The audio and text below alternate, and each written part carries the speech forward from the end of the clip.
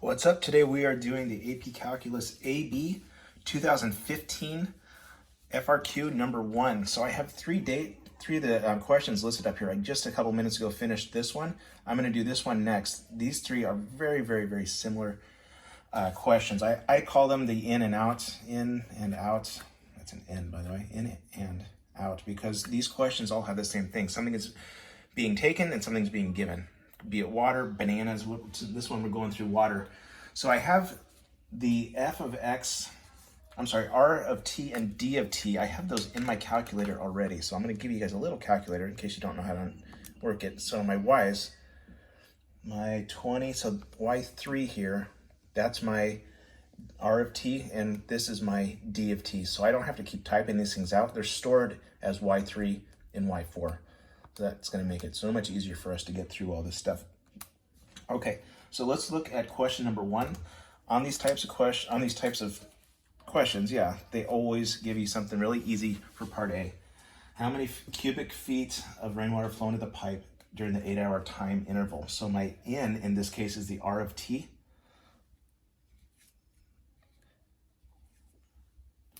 Look at the wording also. It says how many. Whenever it says how many, that's going to be integration every time. Okay, so how many, excuse me, is going to be R of t dt. So I'm going to, in my calculator, I'm going to go to math and 9. And there's my integral right there. So I'm going from 0 to 8. And instead of having to type in all of R of t, which it really isn't that long, I know it's y3. So I'm going to go to vars, go over to y variables, enter, and we are y3. And then dx. That's it. So that's how easy those first ones are. So 76.57 cubic feet. Part 2, or part B. Part B says, is the amount of water increasing or decreasing at t equals 3? So this one is actually very basic here. So we're going to have R of 3, this is the amount going in, minus the amount going out. And that's it. All we have to do is plug that into our calculator. So how do I make my t equal to 3? And by extension, if we go back into here again, all of these are in x, right? They're all x's. I don't have any t's in here or anything. That's going to act the same as a t. So when I go into, get back into here again, I'm going to make my x equal to 3. So here's how you do that. You're going to hit 3 and then store. And then I want that x right there, right above my thumb. So I'm going to go to alpha x, and you can see what the screen looks like now. I'm going to store 3 as x. I'm going to hit enter. X is now 3. So I need to just do my y3 minus y4, and it's automatically going to put 3 in for my x. So let's do that. So vars y3 minus vars y 4. There you go. Negative 0.3136 is negative, so I can say that it is less than 0, which means that it is decreasing, because R of t is less than D of t. That is part B. Part C, we're going to give ourselves a little bit of room here. Part C is at what time is it at its minimum? So that's a key word there, minimum. Okay, we have our RT minus RD, I'm sorry, DT, gosh, RT minus DT, but when we want it at a minimum, that means we want to find when, I'm going to use Y here, YT, the derivative. Remember, if I do the derivative, that is the same thing as slope, and a minimum or maximum is created when the slope equals 0. Okay, so I'm going to say that I'm going to just bring this D of t over here. So I have R of t equals D of t, and I need to figure out where that is. And I'm going to list this over here. Let's call this t and yt. And we're going to have to create all these. That's why I'm giving myself more room. So we're going to have our two limits here. We're from 0 to 8, so 0 and 8. And I'm going to use a placeholder of a here. We already know from the beginning, when t is 0, they already told us it's going to be 30. So that one's done. Now we just need to plug in the a and the 8 into something else that we're going to create here. So first of all, I need to know what a is. And a, again, is where these two meet. So let's go back to the graphing calculator again. And we're going to say, let me turn these other ones off. And let's go back up to here and here. So I'm going to graph these. The reason I did that, they're black now. Those are the only ones that are going to get graphed.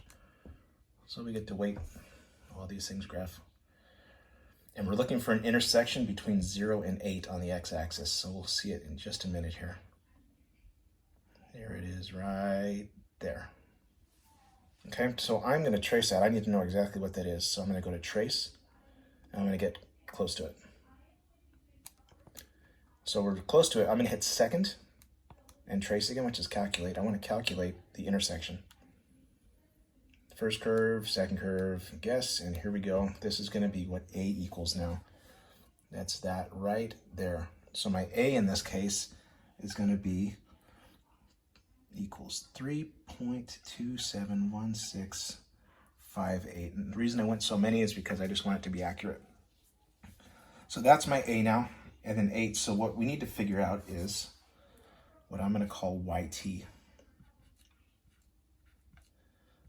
I want to figure out and create an equation here where we can put in any value we want for t. So that's how I can put in my a, that's how I can put in my 8, I can put in 50, whatever. I can put in any numbers, but we need to create it first. So it's going to go from 0 to t of rt, going in, going out, dt. Again, if you're confused, why is there a variable in your limits here? This again is just going to be whatever we want as a value of t. So I'm going to put in the calculator y of a, which we have here. That's our that's our a right there. So 30 plus 0, and you can round it to 3.2727 of r of 3.27 minus d of 3.2727. Throw a little dt in there, dt. And when you do that, you end up getting 27.96456. And when you do the same thing for a, and you can just backspace on here, go back into entry and just backspace it into here. When you put in 8, you're going to end up getting 48.54. This right here is the minimum.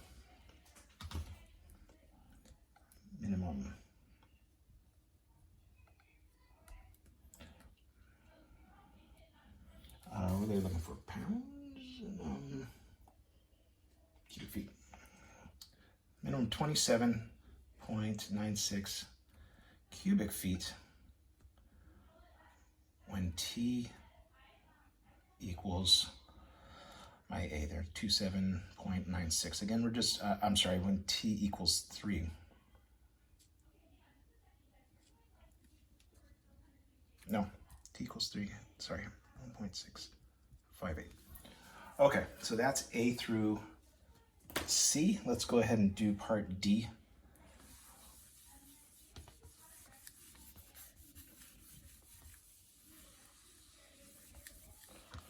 So part D says, give me just a second here, I need to disable this.